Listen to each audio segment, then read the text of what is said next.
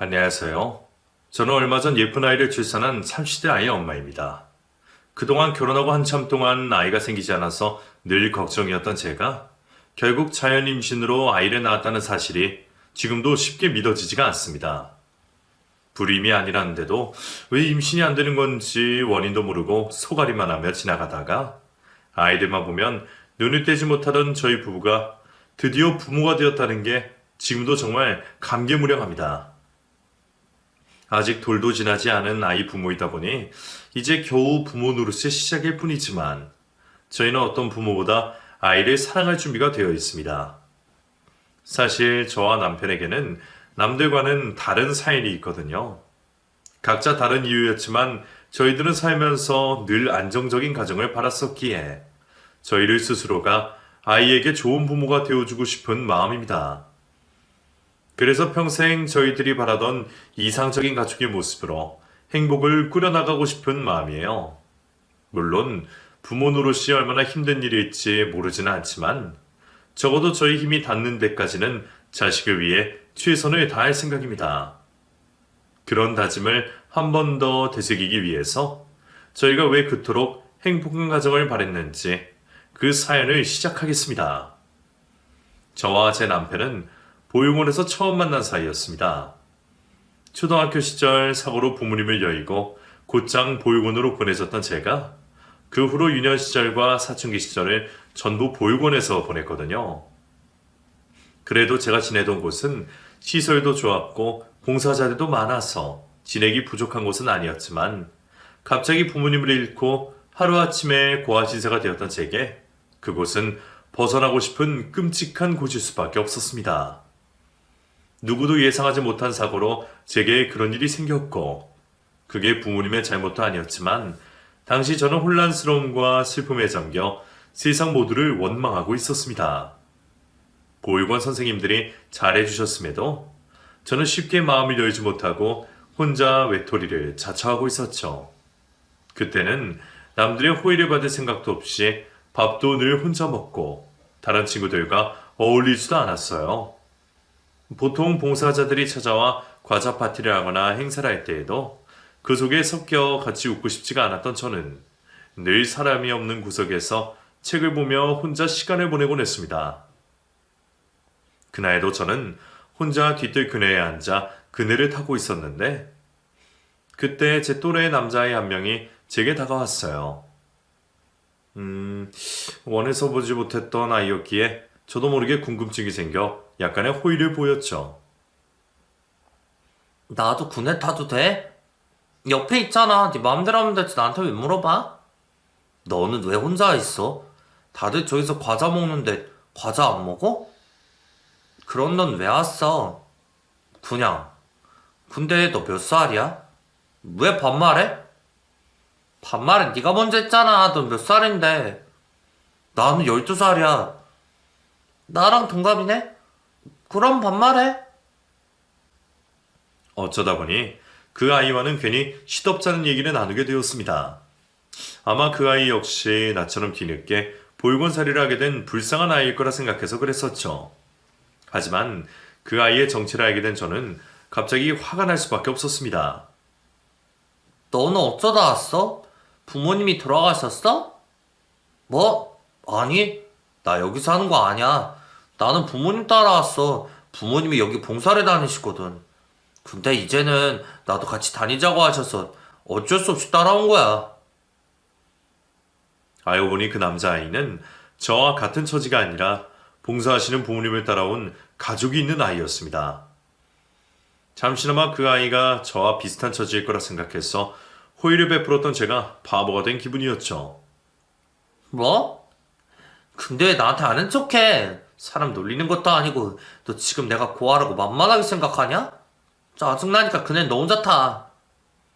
그 자리를 벗어나려던 저를 그 아이가 다급히 잡았습니다. 그러더니 갑자기 자기가 저와 다르지 않다고 말을 하는 거였어요. 내가 너를 왜 만만하게 생각해? 그런 거 아니야. 나는 그냥 같이 그네 타고 싶어서 온 것뿐이야. 그리고 사실 나도 너랑 별로 다른 처지도 아니야. 나야말로 오히려 네가 더 부럽다고.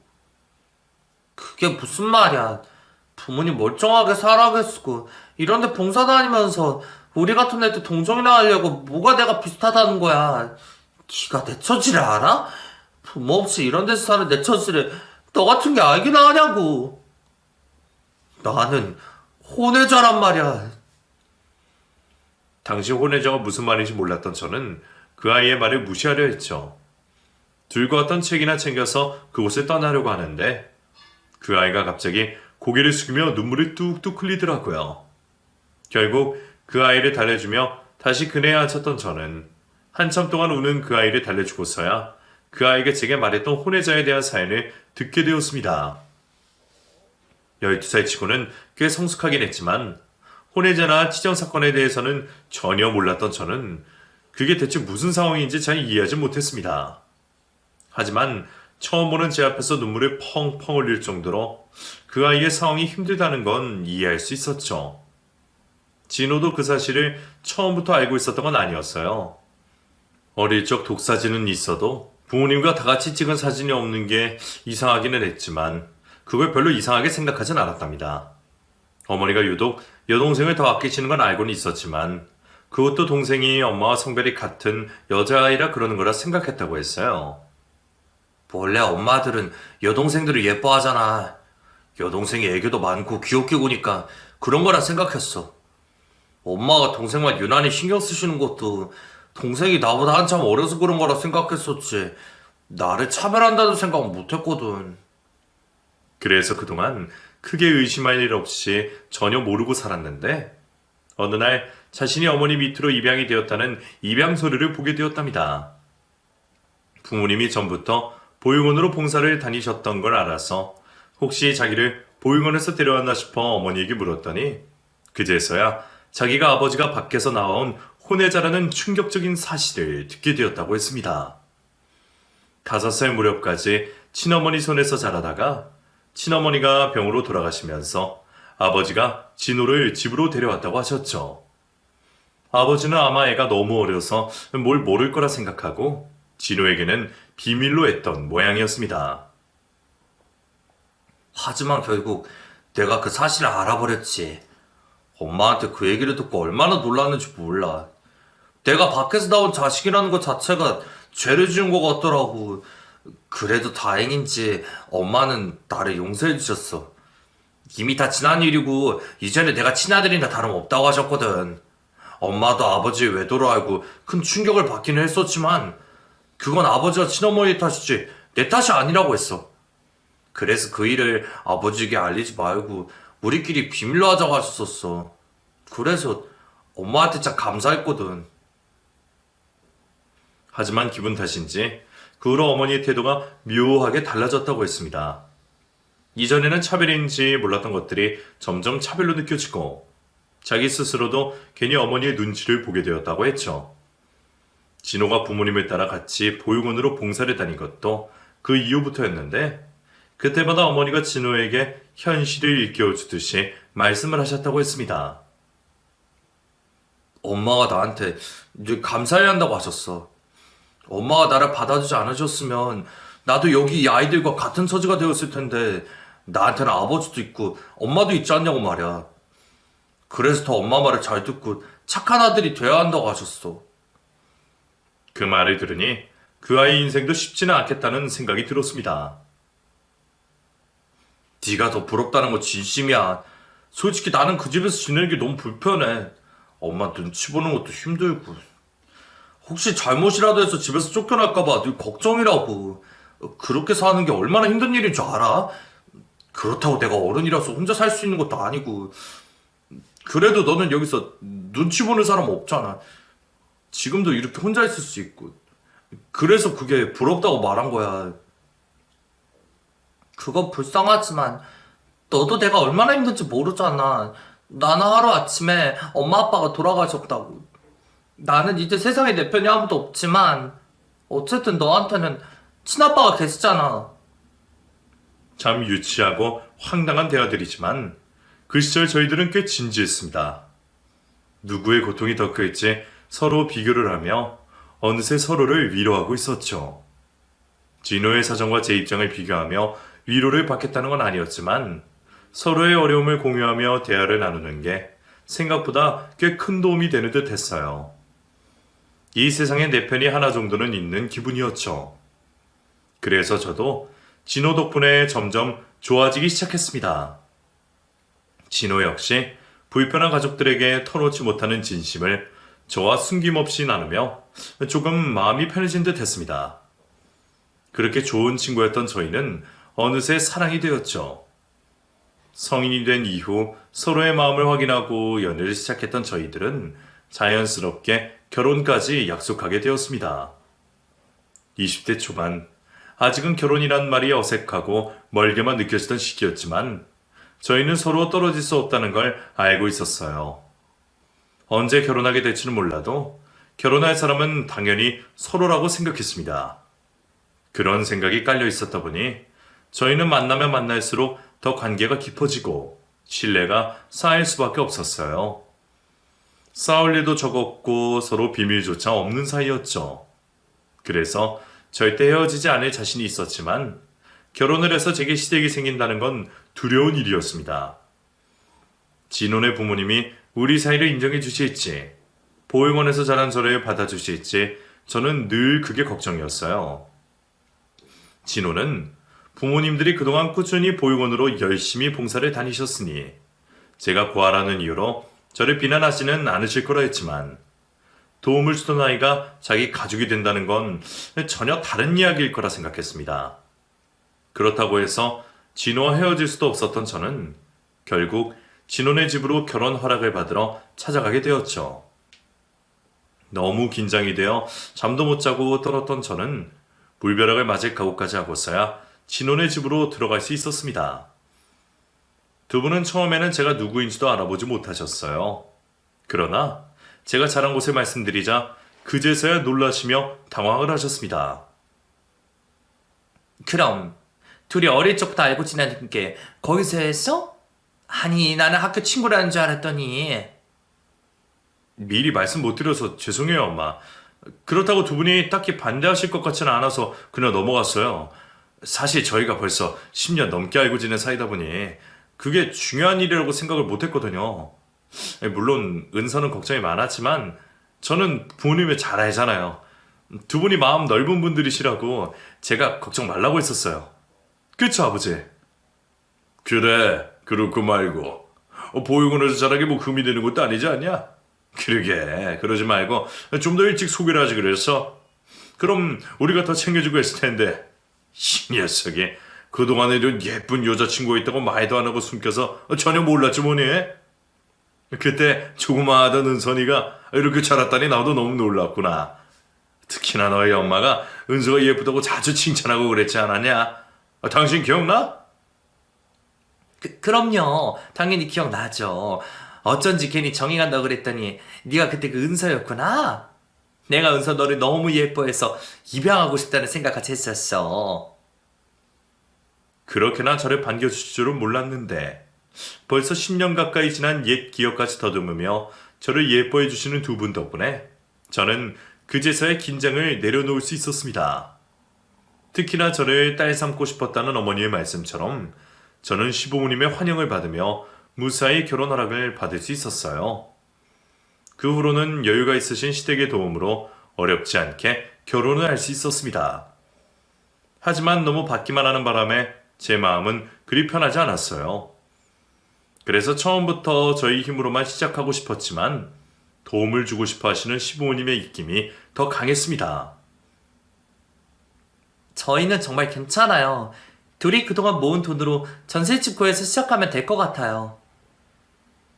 우리가 도와줄 형편이 못 되는 것도 아닌데 왜 자꾸만 거절만 하니? 혹시 은선이가 친정이 없어서 해오는 거 없어서 그러니? 그런 걱정을 하지 말아라. 우리가 해주면 되잖아. 그래, 너희 엄마 말이 맞다. 우리는 이제 딸이 하나 더 생기는 건데 부모가 자식한테 못해주게 뭐가 있니? 어차피 나중에 다 너희들에게 물려줄 돈이야. 그러니 진호 너도 괜히 남의 집 이사 다니면서 은서 힘들게 할 생각하지 말고 감사하다 생각하고 도움 받는 게 좋을 것 같구나. 그렇게까지 말씀하시는 시부모님의 도움을 차마 거절할 용기가 없었습니다. 솔직히 말하면 당시에는 저를 딸로 생각하신다는 시부모님의 말씀이 너무 감사해서 그 도움을 덥석 받고 싶었어요. 20살이 되자마자 경제적으로 독립하며 지내던 남편도 두 분이 제 얘기를 하셔서 그런지 결국 시부모님의 뜻대로 하기로 했습니다. 그래서 저희는 시아버님이 가지고 계시던 아파트에서 남들보다 편하게 신혼살림을 시작할 수 있었어요. 주변 사람들 모두 그런 시부모님을 칭찬하기 바빴고 저도 정말 좋은 시댁을 만나 행복하기만 했습니다. 분명 처음에는 그렇게 생각했습니다. 어렸을 적부터 남편을 눈치 보게 했던 시어머니도 염려와 달리 제게 다정한 시어머니의 모습을 보여주셨고 아버님은 특히나 저를 예뻐하셨어요. 두 분 모두 저를 정말 그 집의 큰딸처럼 생각하면서 저를 살뜰히 챙겨주기 바쁘셨습니다. 남편도 어릴 적에는 혼외자라는 사연 때문에 괜히 혼자 어머니를 오해하여 눈치가 보이고 힘들었지만 자라면서 자기를 내쫓거나 구박하지 않은 어머니에게 감사한 마음이 더 크다고 했어요. 저도 그런 남편의 말을 들으며 시어머니에게 더 잘해드려야겠다 생각했습니다. 그래서 저는 별일이 없어도 일부러 더 시댁에 자주 들러 시부모님을 챙기고 모셨습니다.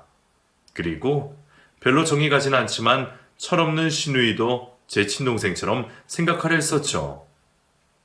남편보다 6살 어린 시누이는 어린 나이인 만큼이나 철이 없고 개념이 없었지만 시부모님이 제게 해주시는 걸 생각하면 저는 시누이에게도 잘할 수밖에 없었습니다.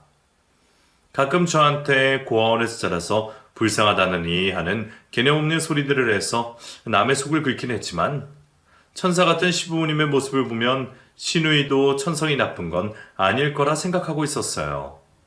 그렇게 별탈 없이 신혼을 보내던 어느 날 시아버지가 갑자기 쓰러져 병원으로 실려가시고 말았습니다. 아버님이 평소 심근경색을 앓고 계시던 탓에 관리를 하셨는데도 그런 불행한 일이 벌어졌네요. 그래도 다행히 목숨은 건지셨지만 그날 이후로 아버님은 병원 신세를 지셔야 했습니다. 혼자는 거동도 못하시고 생활이 어려워지는 바람에 건강관리를 위해 요양병원으로 옮겨주셨죠. 살아계셔서 다행이셨지만 그렇다고 아버님이 건강을 완전히 회복하실 가망은 없어 보였습니다. 어쩌면 남은 평생을 병원에서 사셔야 할 아버님의 소식에 저희는 모두 큰 충격을 받았죠. 그런 상황일수록 남은 가족들이 똘똘 뭉쳐 이겨내야 한다고 생각했어요. 아버님이 안 계셔도 어머니가 어른으로서 저희를 돌봐주실 거라 생각했죠. 그런데 그 후 정말 당황스럽게도 시어머니의 태도가 점점 달라지셨습니다. 저를 큰딸처럼 생각하신다며 친정부모 없는 저를 안쓰럽게 생각하시고 보듬어 주시던 어머니가 갑자기 제게 쌀쌀맞게 대하시고 전에 없이 화를 내시는 일이 많아지기 시작하셨어요. 처음에는 시아버지 일로 스트레스가 심하셔서 예민해지신 걸까 생각하기도 했었지만 시누이에게는 여전히 관대하신 모습에 그건 아니라 생각할 수밖에 없었습니다. 특히나 저와 단둘이 있거나 남편이 없을 때마다 정도가 심해지시는 걸 보면서 점점 확신을 가질 수밖에 없었죠. 달라진 시어머니의 행동에 그동안은 시아버지 눈치가 보여 제게 잘해주셨던 건가 싶은 생각이 들 수밖에 없었어요. 저는 그래도 혼자 계신 시어머니가 걱정되어 시어머니가 부르시는 대로 시댁 일을 도우러 갔지만 그때마다 저는 번번이 좋은 소리를 들을 수가 없었어요. 너는 이것도 하나 제대로 못하니? 대체 그 나이 먹도록 제대로 할 줄 아는 게 뭐야? 부모 없이 자랐으면 그런 소리 안 듣게 하려고 노력이라도 해야지. 하여간 모자란 애를 꼭 키르네요. 전에는 한 번도 저희 부모님 얘기를 꺼내신 적 없으시던 분이 그 후로는 입버릇처럼 부모님 얘기를 꺼내셨습니다. 제가 작은 실수를 하거나 서투른 살림 실력을 보실 때마다 돌아가신 부모님을 탓하시는 시어머니 때문에 늘 속상할 수밖에 없었어요. 부모 없이 자란 건 사실이지만 저는 살면서 한 번도 돌아가신 부모님을 욕보이게 하는 일이 없었습니다. 남들에게 괜히 꼬투리 잡히고 싶지 않아서 몇 배로 열심히 성실히 살았던 저였어요. 그런데도 시어머니 눈에